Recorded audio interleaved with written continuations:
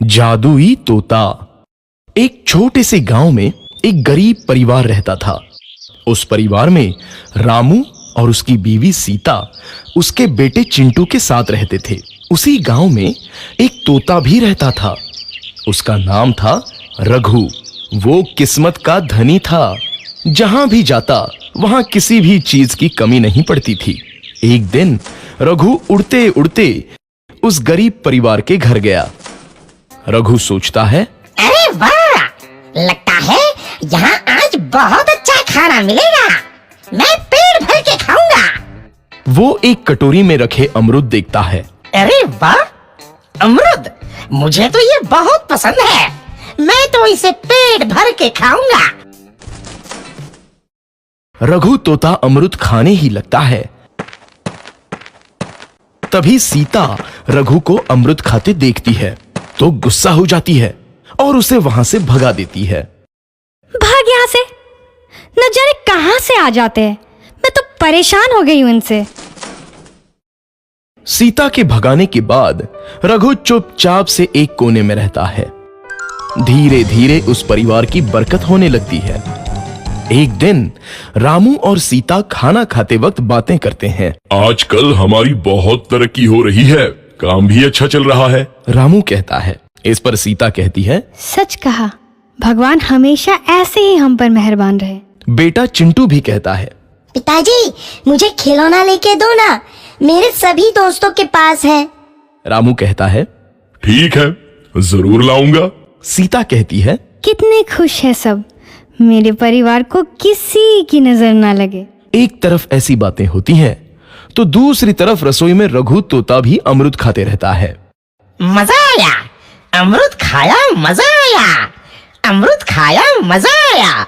तभी सीता रसोई में आती है और रघु तोते को अमरूद खाते देख बहुत गुस्सा होती है।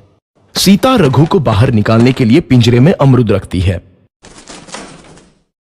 रघु जब अमरूद खाने लगता है तो पिंजरे का दरवाजा बंद हो जाता है और वो उसमें फंस जाता है।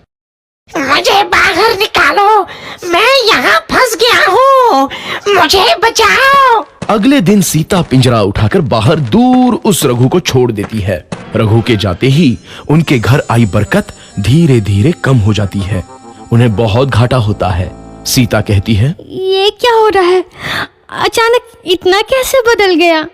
अभी तक तो सब कुछ अच्छा चल रहा था। रामू कहता है, लगता है भगवान हम पर रूठ गए हैं। चिंटू भी कहता है, लगता है अब मुझे खिलौने भी नहीं मिलेंगे। और वो रोने लगता है और बाहर चला जाता है। कुछ दिन बाद रघु तोता फिर से उस घर में आता है।